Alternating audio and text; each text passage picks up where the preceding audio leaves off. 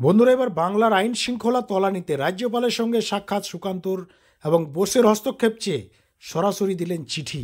এই মুহূর্তের অত্যন্ত বড় খবর এবং আপনাদের জানিয়ে রাখি, সন্দেশখালীর ঘটনায় এবার সরাসরি এনআইএ তদন্তের দাবি জানিয়ে স্বরাষ্ট্রমন্ত্রী অমিত শাহকে চিঠি দিলেন সুকান্ত মজুমদার। আপনারা সকলেই জানেন, সন্দেশখালীর ঘটনা এই মুহূর্তে সারা দেশ থেকে শুরু করে, সারা রাজ্য থেকে শুরু করে সারা বাংলা তোলপাড়। এবং এই ঘটনায় একাধারে ইডি, একাধারে কলকাতা হাইকোর্ট থেকে শুরু করে কেন্দ্রীয় তদন্তকারী সংস্থা আইবি থেকে শুরু করে আপনাদের জানিয়ে রাখি বিএসএফ সবাইকে সতর্ক করা হয়েছে। সবাই এই মুহূর্তে রেড অ্যালার্টের মধ্যে রয়েছে। শেখ শাহজাহান যার বাড়িতে গিয়ে আক্রান্ত হয়েছিলেন ইডির আধিকারিকরা, সেই শেখ শাহজাহানের বিরুদ্ধে লুক আউট নোটিশ জারি করা হয়েছে। দেশের বাইরে বেরোতে পারবেন না, বাংলাদেশ সরকারকে অ্যালার্ট করা হয়েছে। এবং এই সমস্ত বিষয়ের মধ্যে এই মুহূর্তে যেটা সবচেয়ে বড় প্রশ্ন, যে কবে গ্রেপ্তার হবেন শেখ শাহজাহান, তাকে আদৌ খুঁজে বের করতে কতদিনে বের করবেন। এবং তার সঙ্গে আপনাদের জানিয়ে রাখি, এই মুহূর্তে সরাসরি এনআইএ তদন্তের একটা দাবি করা হয়েছে সুকান্ত মজুমদারদের পক্ষ থেকে। বন্ধুরা, সন্দেশখালীতে ইডির ওপর তৃণমূল নেতা শাহজাহান শেখের অনুগামীদের হামলাকে কেন্দ্র করে উত্তাল রাজনৈতিক মহল। এবং এই ঘটনার তদন্তভার সরাসরি এনআইএর হাতে দেওয়ার জন্য ইতিমধ্যেই অমিত শাহকে চিঠি দিয়েছেন বিজেপির রাজ্য সভাপতি সুকান্ত মজুমদার।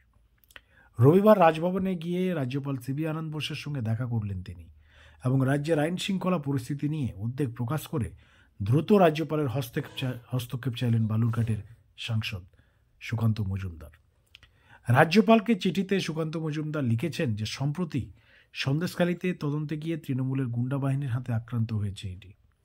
শাহজাহান শেখের প্রায় 100 থেকে 200 জন অনুগামী কেন্দ্রীয় অফিসারদের উপর হামলা করেছে। বাংলার আইন শৃঙ্খলার তলানিতে মানুষ আতঙ্কিত, সাধারণ মানুষের সুরক্ষা নেই। আমি এই ক্রমবর্ধমান উদ্বেগ মোকাবেলা করার জন্য প্রয়োজনীয় ব্যবস্থা গ্রহণ করার জন্য আপনাকে অনুরোধ করছি। রবিবার রাজভবনে বোসের সঙ্গে সাক্ষাতের পর সাংবাদিকদের মুখোমুখি হন সুকান্ত মজুমদার এবং সেখানে তিনি বলেন যে রাজ্যের মানুষ দেখতে পাচ্ছে যে এখানের আইন শৃঙ্খলার কী অবস্থা। সন্দেশখালী থেকে শুরু করে বনগাঁয় ইডির ওপর হামলা করা হচ্ছে। সেই কারণেই রাজ্যপালের সঙ্গে দেখা করে তার হস্তক্ষেপ দাবি করলাম।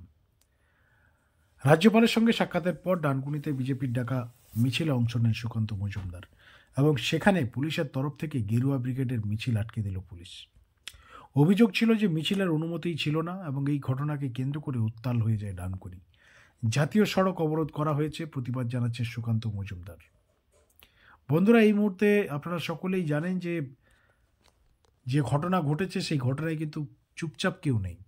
রাজ্যপালের পক্ষ থেকেও কড়া নির্দেশ দেওয়া হয়েছে যে যে কোনো মুহূর্তে যে কোনোভাবে শেখ শাহজাহানকে গ্রেপ্তার করতে হবে। এবার দেখার বিষয় কতদিনে তৃণমূল নেতা শেখ শাহজাহান গ্রেপ্তার হচ্ছেন, সেই দিকেই আমাদের নজর থাকবে। বন্ধুরা, আপনাদের প্রতিক্রিয়া, আপনাদের রিয়াকশন আমাদের কমেন্ট সেকশনে অবশ্যই লিখে জানান এবং চ্যানেলে নতুন থাকলে এই রিলেটেড পরবর্তী খবরের জন্য চ্যানেলকে সাবস্ক্রাইব করে রাখুন।